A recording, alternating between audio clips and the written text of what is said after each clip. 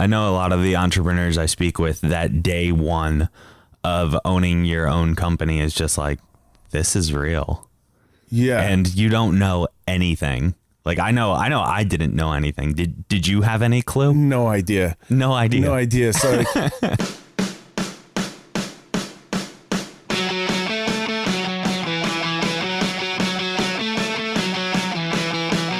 Welcome to Self-Made and Sober. I'm your host, Andrew Lassise, and in this show, I'm going to be interviewing entrepreneurs and other people who are not only crushing it in business, but they have also struggled with addiction in the past and are currently in long-term sobriety. And be sure to subscribe if you like what you're hearing so that you can get notified each time we put out a new episode. As this is the inaugural episode, quick background on me. I am a business coach and serial entrepreneur. I own several different companies, mostly in the tech and marketing field, as well as being somebody that has long-term sobriety, approaching 6 years in March. So the start of this podcast was out of a necessity for something that I was looking for people that are like-minded, trying to stay sober as well as achieve more and more in their life, whether it be personal, spiritual, business related. And so I'm going to be having guests on the show, people that I look up to in sobriety as well as business, things of that nature. And so today I have my guest, Sayeed Al Jamal from Yards Plus. hey, how's it going, Andrew? Going well, Sayeed. How are you doing? I'm all right. So a little bit of the format, we're going to be going over just kind of what your experience was like prior to entrepreneurship, starting your business, kind of what your life looked like prior to getting sober, what kind of was the catalyst to turning it around as far as your life goes, and then what you're currently doing for growth, for business. What's your story? 5 years ago today, my son was born. That was a turning point for me. Prior to him being born, I was living in a really dirty motel, doing really silly things all the time. My life was a wreck. It was definitely a wreck. Some kind of light came down when my son was born, Benjamin, and things took the turn for the best. It took a little while. I didn't get it right away, but a few weeks later, I was in a program and finally getting my life together. I thought. You thought? Yeah. What were the misconceptions that you had? Looking back, I thought would be, yeah, I was doing things that I was being told to. I was taking suggestions and stuff, but I wasn't really advancing in any way other than I was staying sober. I was still completely unmanageable as a human being, and I just wasn't advancing. And there was a turning point though. In my life, I've had a few jobs where it was like, start at the bottom, work to the top quickly. I'm very driven in that field. Like anything I do, I want to do it better than everybody else. I want to be the best. So I advanced quickly at jobs, got a management position at a job and quit, and then got another management position at a job and quit. And that's where it was unmanageable. I just couldn't stick to anything. The manager with unmanageability? Yes, exactly. What was the turning point? What made you switch from I'm going to work my way up, become a manager, quit, work my way up, become a manager, quit? You would think it would be like having kids, like you need to do something with your life. You have a kid and you got to take care of them, but that wasn't really it. I had quit a management position about a year into this thing of my transformation. I came home, and when I got home, my wife had like enough of this whole you're quitting jobs and not sticking to anything you say you're going to do. And she said, either go get a job or you're going to have to figure something out in the morning because you can't be here if you're not going to work. That day I got a job in landscaping. That day was the day. That afternoon. What was your first day looking like at that job? Like what's going through your mind? That job looked like I was a guy on a blower blowing off communities with a bunch of other guys with no real future. That's what it looked like. And I was okay with that at that time. That was better than what it was. It was better than what it was. And I think I needed that. I think I needed that humbling experience. I think I needed to start back over like at something that I thought I was better than. Let me backtrack a little and just say I came from a family of a pretty wealthy family. We owned a lot of businesses in New York. My dad's a very successful entrepreneur. He lives the American dream. And I thought I was on a top tier of humanity or of my community because of that. Not because of anything I did, because of everything my dad did. And I had to get that straight in my head. So going back to being the guy in the blower was probably one of the most powerful experiences I've had in recovery. Really? Yeah. So you're in the communities just blowing like the clippings off of like grass and stuff like that? Yeah, like man. the guy with the Ghostbusters backpack. Yeah, exactly. I was the low man on the totem pole, man. I was like the guy that didn't know anything about landscaping, blowing off what all the other guys were doing, like cleaning up the mess of the cleanup. So yeah. So like the bottom of the bottom. The bottom of the bottom. What caused the move up in the chain? Did your boss see something in you, or was it just you spoke to him, and like what's that look like? So old habits don't die very easily, right? So 3 weeks into this thing, I quit. Right? I quit. And your story of not quitting involves you quitting? I quit, right? And I go to one of these places where I get a lot of help from my new community. And I'm getting ready for this wedding. I'm pumped up. I'm getting ready to go on my honeymoon. And I was asked to speak at this thing, and I got to talk a little about the situation. I had gone to this property and I was moving my way up in the company already 3 weeks, driving the truck, getting the guys set up at the job, and I left them. I left them all there because I couldn't fathom, even though I was like a low guy in the totem pole and I was being pushed to like do more, I wanted to be the best, and I wanted my crew to be the best, the crew I was on to be the best. So I was like, finding these guys sitting on their trees not working, it drove me nuts. So I was just like, screw this, I'm out of here. My fiance at the time, Jill, picked me up, and I went right to that group. And after that group, I got a job at a landscape company. Yeah. Okay, so after quitting your landscaping company, I kept pursuing the career of landscaping, and it was your calling. Yeah, I went on my honeymoon, got back, got a job digging holes for a tree farm and landscape company. Again, the bottom of the bottom. I didn't know anything about landscape design. I was very interested in it. This was also a tree company, like they did tree trimming. And I started out on the tree crew. Within like the first 2 days, I wanted to quit. I passed out on the ground, middle of July. Hot summer days in Florida is not easy to work in, especially if you don't have that kind of experience doing that tree work. And I called the owner, and he was an entrepreneur like us, had some very good sobriety. He said, "It's not for everybody. Let me know at the end of the day." That was his answer to me. "Hey, I don't think I can do this. It's not for everybody. Let me know at the end of the day what you want to do." I got up, I drank some water, and kept working, and I stuck to it. I stuck to it for a while, and coming from the family I came from, I had a lot of management experience. That's what I did. I always worked my way up. I went up to him one day about 2 months into this job, and I said, "The operation manager of your company is doing a horrible job, and I could do a better job." I kept catching this guy sleeping in his truck. He just didn't fit the part. Told him that Friday I had that job. And I found out later that operations manager recommended me for the job, which is kind of crazy. Oh, man. Which is crazy, right? Backfire of the century. How does that happen?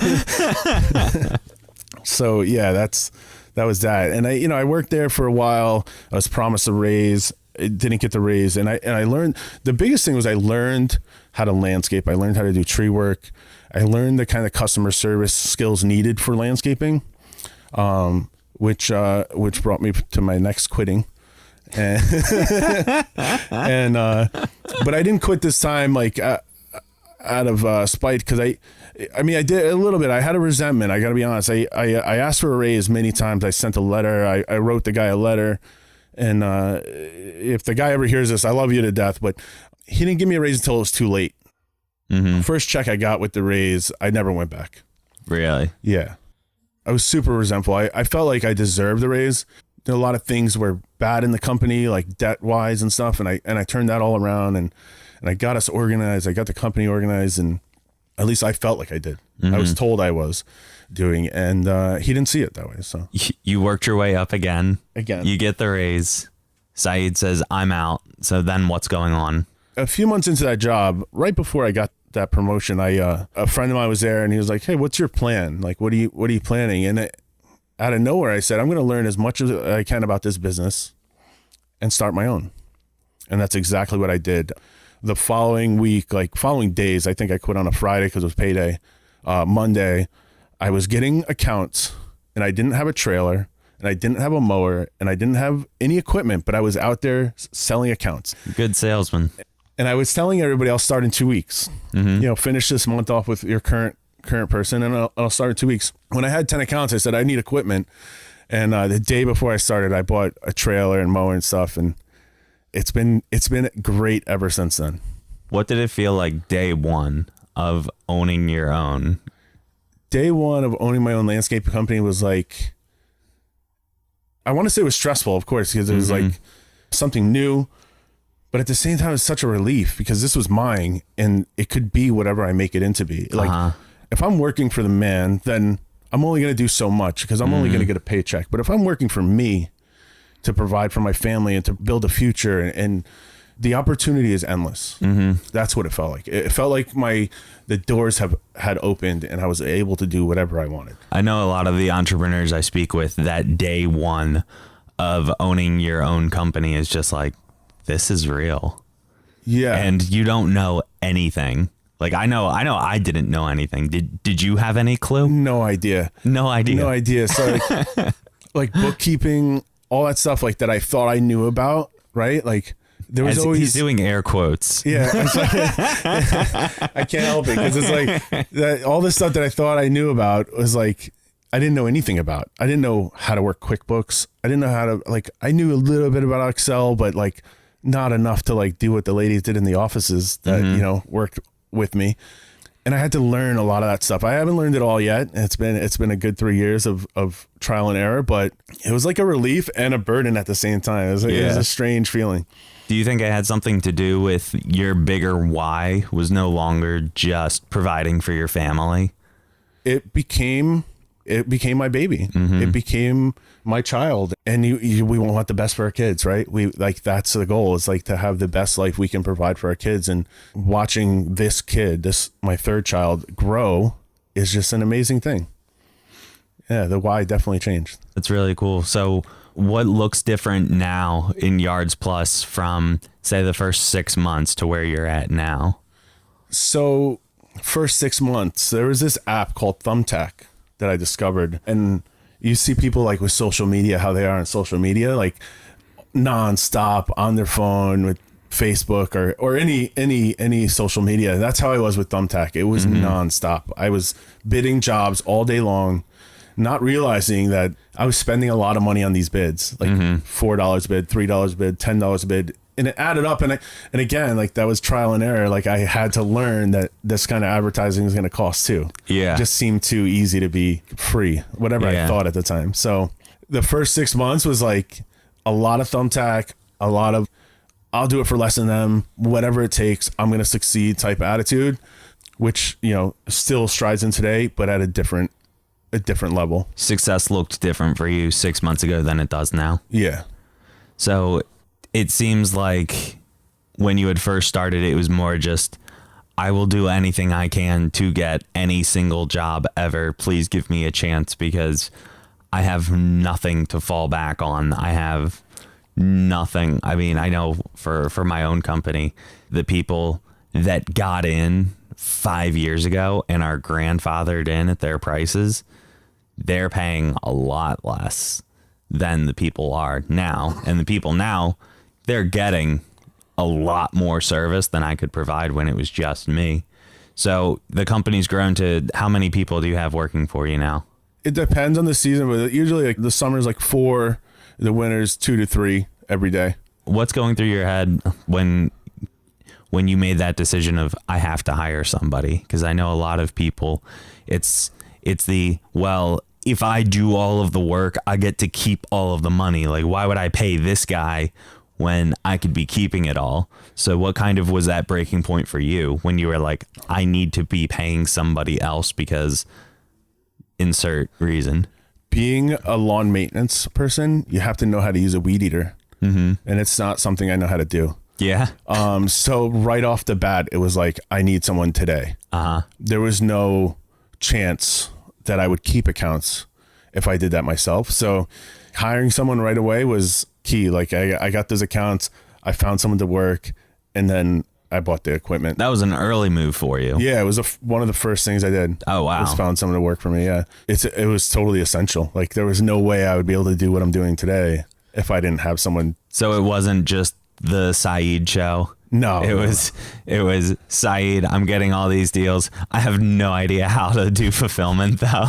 Exactly. I've been doing landscaping a bit, but not enough landscaping to know how to use a weed eater. There's always a way though, right? Like, yeah, if you really want something to work, you'll find a way, and you have to be 100%. Like there can't be like I'm selling jobs. I don't know how to use a weed eater. I don't have a trailer. I don't have anything, but I know that it's going to work. Like there's no doubt in my mind. And like I found this guy, Stuart, who I still know today. Like he quit eventually. So do you think your hustle mentality of I'm going to get all these jobs and then figure it out, that kind of like lit the fire underneath you to be like, this has to work? Or was it more like, I have to provide for my family and that's why I have to make it work?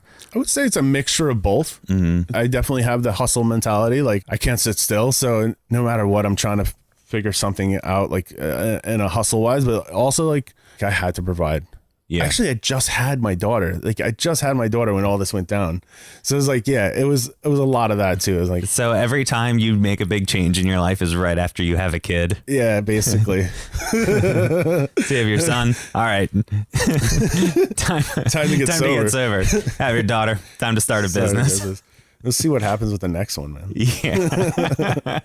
Yeah. So the hustle is Sayeed has a kid and then he does giant life moves. Yeah. And then your company itself. What's going on at home with your wife when all this is going on? Because you grew up in a family where entrepreneurship was readily available, like at your fingertips. So is she like, well, Sayeed can figure it out because his family has this background? Or was she like how most people are, where it's, you need to go get a job working for somebody else because that's the safe move. And if you're going to provide for a family, you need to be thinking about the safe move versus the right for you move. What's the conversation with her looking like when all this is going on? So the conversation with Jill when all this is going on is crazy. Jill, a great woman. She's a nurse. She's an RN. She has a bachelor's in nursing, and she believed in having the steady job, having the 401k, having your job set all that up for you with benefits and guaranteed income. And like, as long as you show up and do your job, you're going to get paid and you're going to get your raises every year, whatever. When I told her that I was leaving my good paying job and we had just had a baby, it was like the doubt was unbearable. For me, it's like a no-brainer. But for her, it was like, what are you talking about? Like, how are you going to do this to me and to your kids? It wasn't like, how are you going to do this? It was like, how are you going to make us suffer like this? Right. And I could tell you, not one day of suffering financially happened. Really? Yeah. Not one day. You had the jobs lined up before any of this even happened, right? So you had a little bit of assurance. It wasn't, okay, I'm going to start my own company. Now what? I've invested all this money, all this time into this thing, and I don't know what to do. For you, it was, well, I already had these 10 accounts lined up. I guess it's time to start a company to do fulfillment on these accounts I just got. Well, I had the idea. I quit the job. Then I got the accounts. So it was in that order. So, but still, there was no doubt. A lot of people say if you dream it, it'll come. Like if you believe in yourself and you push yourself to do these things, anything is possible. The dreams I have today are completely different than the dreams I had when I started Yards Plus. So moving in a stronger direction, but same thing, just to a different extent. My wife has a little more faith now. So she's like, since Yards Plus has worked out and we bought our own home and, not to bolster anything, but our vehicles are paid off. We have very minimal debt. Her eyes have opened up to I think a larger picture of like, you don't have to work for the man or for the woman. You could do it on your own. You could do your own thing and you could be a lot happier and have more time for each other. Yeah. And it's kind of one of those things that's just kind of drilled into you from when you're born. Just the entire school system is your path needs to be you go to school, you get good grades, you get a good paying job that has 401k benefits, yada, yada, yada. You work for the government, so you get this pension thing that they promise. This is the path you need to take. And then you're 60 and then you die. Exactly. That's the path everyone needs to take. And then it's like, well, why can't I be the one that they work for? And everyone's like, because that's not what they taught you. Exactly. I mean, it's like, I was just telling you, I was reading that book, Rich Dad, Poor Dad. It's the same thing. It's like, we need those people. We need the people that are going to follow the system and do it to a T. And then we need people like you and I and, you know, a handful of other people. Hopefully it stays about a handful of other people that are willing to go to any length to like be the guy that everybody else is working for. Yeah. And for the people that aren't aware, you want to give a quick little overview of the big concept of Rich Dad, Poor Dad? What I'm getting out of it so far is like there's point of views from every direction, and you can take advice from the person who wants to live like a mediocre style life and be happy and successful, and you could take advice from somebody else and someone who's more of an entrepreneur standpoint or a big dreamer, and you could take both those and mold it into your own thing, so you could have your own take on the whole thing. I like how the introduction of the book, he's very much like, I had a rich dad and I had a poor dad. My one dad was the professor at Hawaii University with his master's, and my other dad was a high school dropout or something like that. And my high school dropout dad's like a multi-millionaire, and my dad with all the degrees, he's in debt for the rest of his life.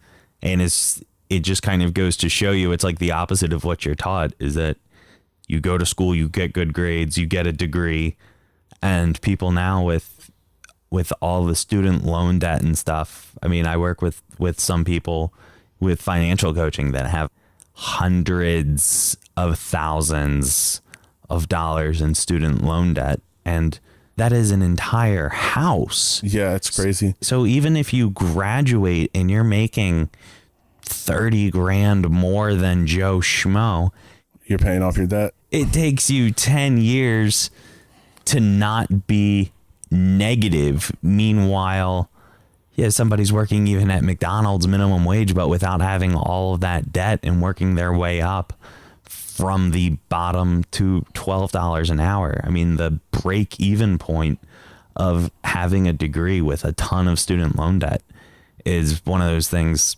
They're not telling you about that side of the coin. You know, it's get this degree no matter what. Student loan debt is a good thing because you're investing in yourself. It's crazy like how the whole system works. So like for me, you know, in my house, it was like work. That's it. Like, you know, I was terrible in school. I was terrible, really bad at school. So like going to college was never really brought up to me. It was just like, you're going to work. So like school's telling me one thing, and then my rich dad, like in the book, is telling me you're going to work and that's how you're going to make money. And that's it. I bring up my dad a lot because he's a great example of what I want to be. And he dropped out of high school, moved to America, and became who he is. And it's like, it was a good example, but for me, I was torn. And it led to me being a little reckless in life, right? And that's how I got on this podcast. But it's crazy because I never went to college, but I paid off student loans, a bunch of them, for my wife. And, you know, super grateful that I got to do that because, you know, she didn't want to do her bachelor's, and I pushed her to do it. And I said, I'll pay for it. Don't worry about it. Just get it done. But yeah, it's crazy. I can't imagine people coming out of college making maybe, like you said, like 20,000, 30,000 more than the next guy, just because they have this piece of paper that says they have a degree in this, and they're making basically the same money because they're just paying it all back. Yeah, and that's like in an ideal situation. I know for me, when I graduated with my financial planning degree during the recession, I was still waiting tables. So I had a degree doing the exact same job that I had in high school, just now with this chip on my shoulder because don't you know who I am? I am so above this job. And it was kind of like, well, I mean, but you're doing it though, aren't you? So many people's experience is the same, right? Like, yeah. so many friends of mine, same stories, like waiting tables after college. Well, I mean, you were told your entire life, you go to school, you get good grades, you get a good job. And then I went to school, I got good grades, and the economy crashed, and I blamed not getting a job on the economy because that was a factor in it, that no one wants to hire somebody in the finance field that has zero experience in finance. But the irony is that the people with the experience in finance field had a role in the reason And why what happened? the economy's crashing, things like that. But pivoting, doing IT and consulting, and on my side, it worked out, but it wasn't the path that they told us we're supposed to follow. So rewinding a bit, how's your life different now from 5 years ago, Sayeed, that can't stop doing God knows what, to what you're at now, and like how much growth was happening then versus now? Let me make it clear. I'm still 100% an addict. I find something that I love and I latch onto it. I surf a lot. I bodyboard a real lot. Before I came here today, I was out on the ocean, and a lot of my life revolves around that, which creates some problems, but it's still like it's a healthy addiction, right? So you say you still have the addictive personality. Yeah. You find something you like to do and you dig into it, but now it's a little more acceptable because you're not like nodding out at like 1 p.m. Exactly. on a Tuesday. I'm not standing in one of my dad's stores at the cash register falling asleep, like in front of his customers. Terrible, man. What it was like 5 years ago was like, there was no future in sight. There was nothing good to be seen. Like I didn't like who I was, and I wasn't about to like pull myself up out of a hole. There was none of that. And today is a total different thing.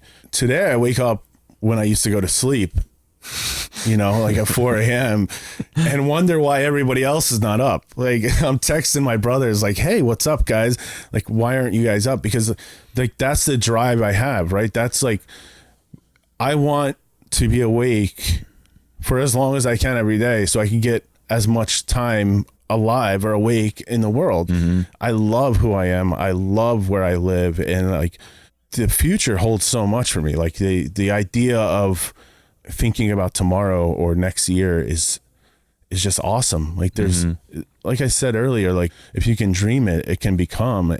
The things that I'm dreaming up are it's just awesome. What are some of those? A big part of my life is travel. Like the trips, a lot of people put like those 5-gallon water jugs and fill them up with their change. But we have one filling up for either a Morocco or Hawaii trip. That's a huge dream, man, to take my family to other countries. We've been to Costa Rica a few times in the last few years. I really want to fulfill my kids' lives with cultural experiences, seeing how the other half lives, seeing how the other part of the world lives. Like, and it's completely different than our mindset here, where it's like hustle and bustle all day, every day. I want them to experience that. I got to experience that as a kid a little bit, but I couldn't see it. I want to be able to show them that stuff. So like, those are dreams. I have some other ideas in the works. We'll see. I don't want to jinx them. Maybe. Can you give us a sneak peek, and then later on we can reflect back on, remember when you were on that podcast and you talked about this and now what it's like? I'll just say I was brought up in the gas business. It's in my blood, and it's looking towards that, and maybe some stuff like what you do with rentals and stuff like that. So we'll see how your coaching goes. Yeah. Full disclosure, he's a client, but did not pay to be to be here. So you have a background though in doing rental properties. Yeah. So as I was quitting all those jobs, I was in a facility, outpatient facility, and one of the guys that worked there asked me if I was interested in starting a halfway house, and I said, I don't own any houses. and he said, neither do I. I was like, why don't we rent one and we'll just rent out the rooms? We did that. And me being so reckless, I just kept taking money out of the account after the guys would pay rent, because I was quitting the jobs, and I would put it back. Like after a week, I'd say, hey, I took my share, I put it back, and that is just a terrible partner. So I got out of that quickly. I noticed how bad I was as a partner and quit that job too, and then I did it on my own. I found a house, and it's the craziest thing. And like if you have an idea, like who would think like you could rent something and then re-rent it to people for like. Did the owners know that you were subbing it out? I guess it's not that uncommon, right? You sublease, and the owner was fine with it. He was all about it. He was just happy to get money for it. Yeah, it was great, man. I had a good friend living there. He managed it. I didn't really do much. I just decorated. I put some furniture in, and I provided a clean, safe, sober home to live in, and it made me feel really good. And we had some hiccups with some clients and people living there. We kept it clean. We kept it good. And the problem with that business for me is it has such a bad name. There's so many people in our area in West Palm Beach and Palm Beach County itself that are just giving it a bad name, doing the wrong thing. Absolutely. And it kind of made me steer away from it. I could have kept going with it, and probably looking back a little bit, no regrets, right? But I probably might have wanted to stay in it, but that's something in the future too.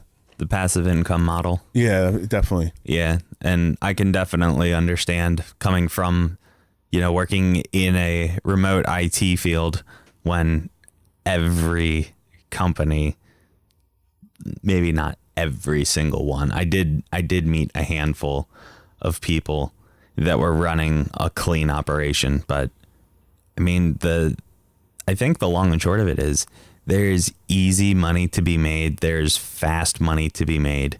And it's very easy to sleep at night if you can justify it, especially in like the treatment field where, well, this kid, he was going to relapse anyway. So I gave him good drugs and then got him into a treatment facility and then took a kickback as you're dealing with people's lives. Yeah. To me, man, there's no justification at all. Like if you're going to provide someone with a place to live and they don't want to do what they're supposed to do, I don't care how much money you're getting. Yeah. You cannot be part of that. And it kills me to know that people like with our kind of time or more in sobriety are doing things like that. Like it's just horrible and it's disgusting. And it really gives recovery a bad name. Absolutely. It gives the whole community a bad name. And we're not about that. We're not. The people I know in recovery are just some of the most stand-up people I know. Yeah. Some of the most authentic people I know, like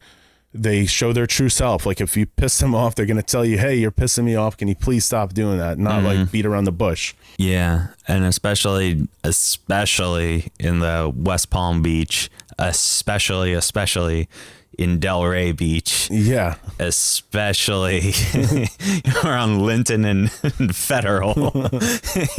Exactly. Exactly. We're 10 inches away from a halfway house in pretty much every direction.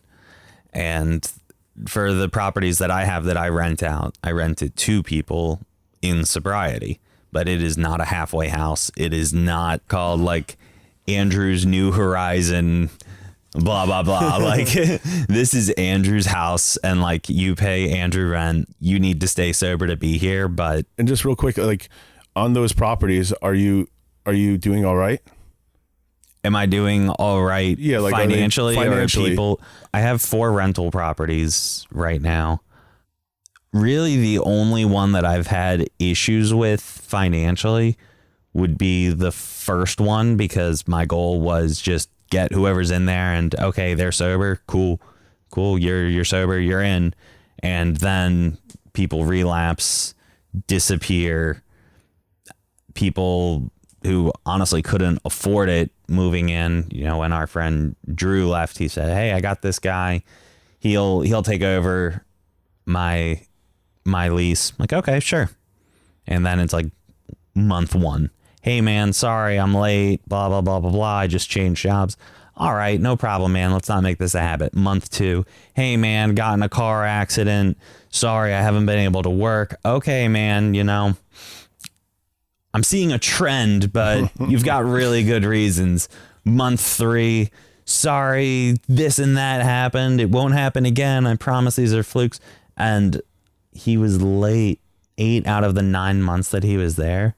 He actually, though, was the motivation for me to be doing financial coaching as a job, because Gifts in disguise. Yeah, because I sat down with him and we analyzed his personal P&L. This is how much you have coming in. This is how much you have going out.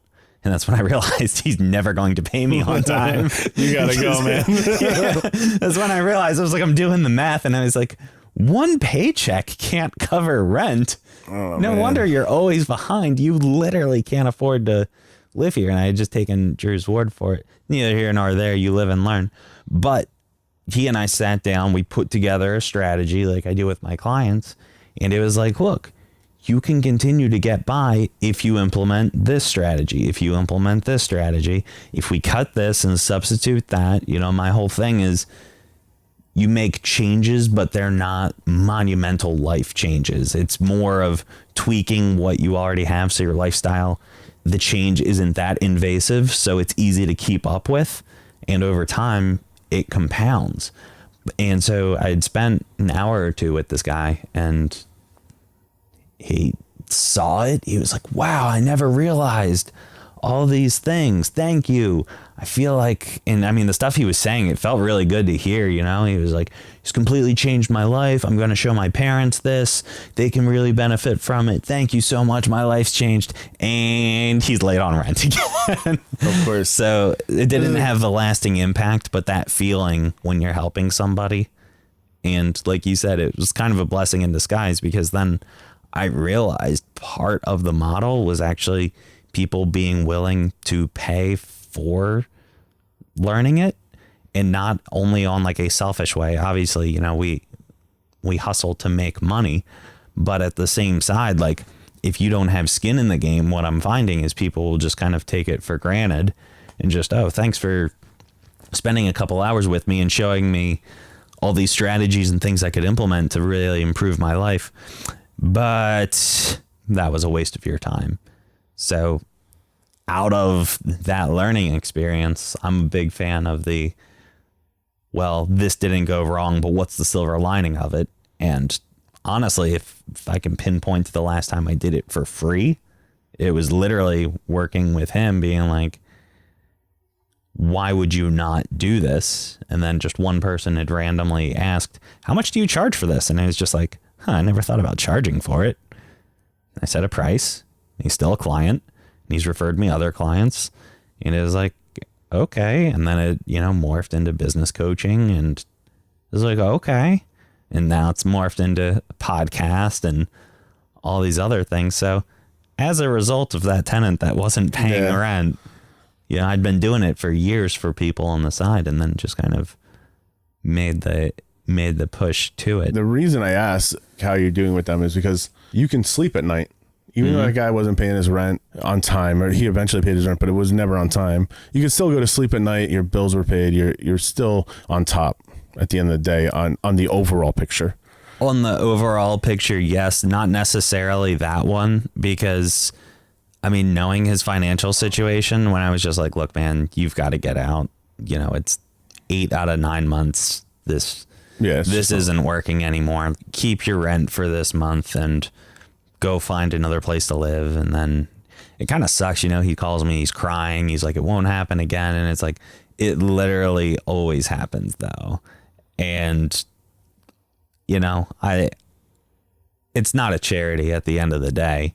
Yeah. And I feel like 9 months is enough leeway to like kind of get the feel for someone and their patterns.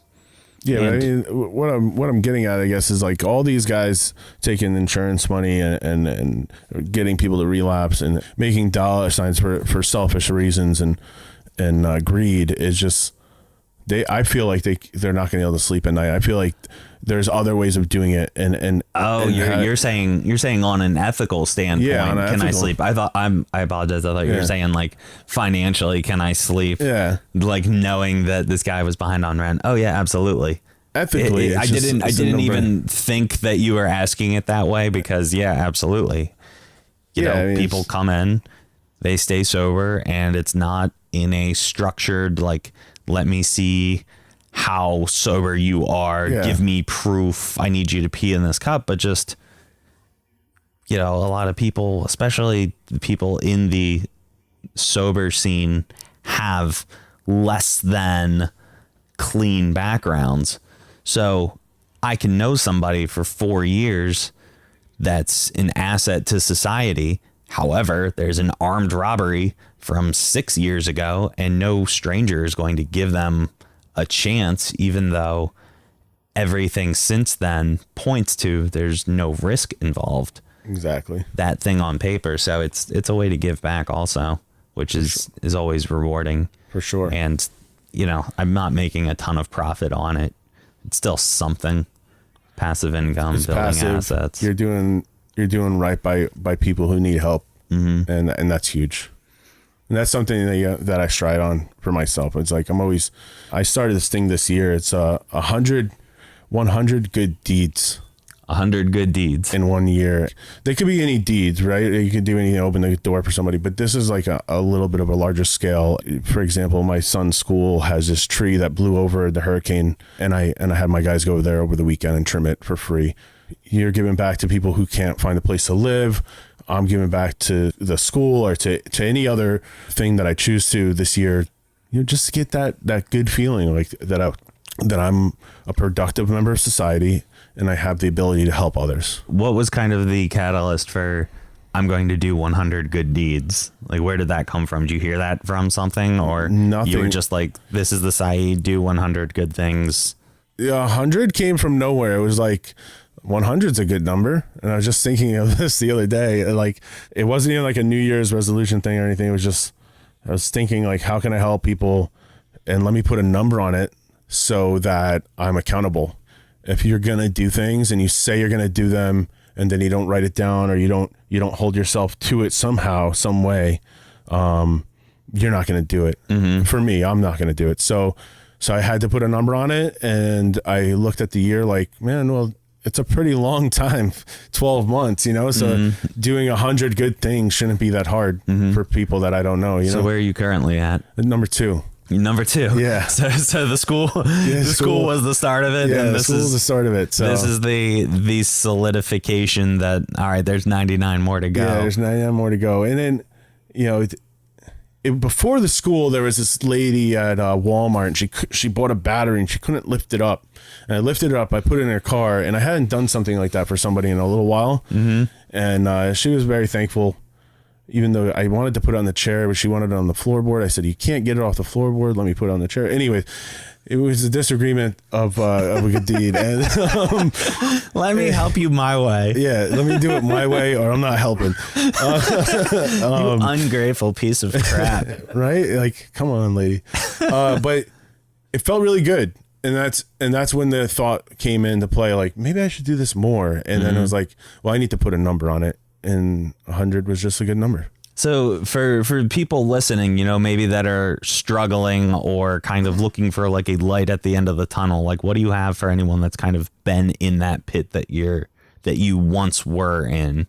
Pick up your phone, call people like me or Andrew or anybody that's willing to give you their number to help you. Don't call people that don't want to help. Stay in the positive side of things. Get a mentor. Someone to help you along this journey. Mentorship is huge. I have the same mentor for the last 3 years, and I don't go a day without talking to him. Mm-hmm. And I travel around the world, to other countries and stuff. I still call, I still text, I email, whatever it takes. We communicate, and it goes both ways with me and him now. It's like he bounces off me, I bounce off him. It's great. It's a great relationship that built from nothing. Awesome. Another thing I'm doing this year is 2 books a month, which I'm crushing. Rich Dad Poor Dad's number 2 or 3? That's number 4. 4. That addict mentality. Yeah, can't hurt me. Can't hurt me. Yeah, Can't Hurt Me So was good. like a life-changing book. David Goggins, a nut. He is. He makes me feel like such a piece of crap when I'm working out and listening to it. Oh man, don't do that. I'm like holding a plank. It's like, I can't go for 10 more seconds. And he's like, that was when I realized my other leg broke, but I still had to run 50 more miles. Exactly. I wasn't going to pussy out. It's like, all right, I can hold 10 more seconds. Exactly. And the thing I got from Can't Hurt Me is like everybody's level of dedication is different. Mm-hmm. And, you know, like, yeah, everybody wants to be the guy that can run on 2 broken legs. Maybe. I don't know if that what everybody wants to do, but like for me, that's not it. But I know that if he can do that, I can push myself harder. And I think that's what he was trying to get people to realize. Like, yeah, know your limit. Get to the 40% rule, push a little harder. Yeah. And that's with everything. That's with parenting. Parenting is very difficult, and relationships. Everything comes with its difficulties, and we just have to push through them. And getting a mentor, reading these books that I've been reading, any self-help book, any book really like that will improve your life, or like just reading in general, or I do a lot of audio is a benefit. You can't steer away from it, or you can forget it, but it's there. It's like stuff that, you know, stands out in these audio tapes and these books that I'm listening to is like, it sticks. Like the stuff that needs to stick. And I take it home and I use it. Awesome. Yeah. Well, Sayeed, thank you for being on the inaugural show, and I appreciate you being here, man. Thanks, Andrew. Hey, this is Andrew, and I just wanted to thank you so much for listening to Self-Made and Sober. As you know, I'm a business coach, and if you're interested in taking your business to the next level, go to lassisecoaching.com/30. That's LASSISE coaching.com/30 and sign up for a free 30-minute business coaching session. I've helped tons of entrepreneurs grow their businesses from pure chaos to 6, 7, and even 8-figure operations. Heck, I even 48x'd my own company from year 1 to year 2, and I know I can do the same for you because I've been there and I want to help. So that's lassisecoaching.com/30. And again, thank you so much for listening to Self-Made and Sober, and be sure to subscribe if you like the episode.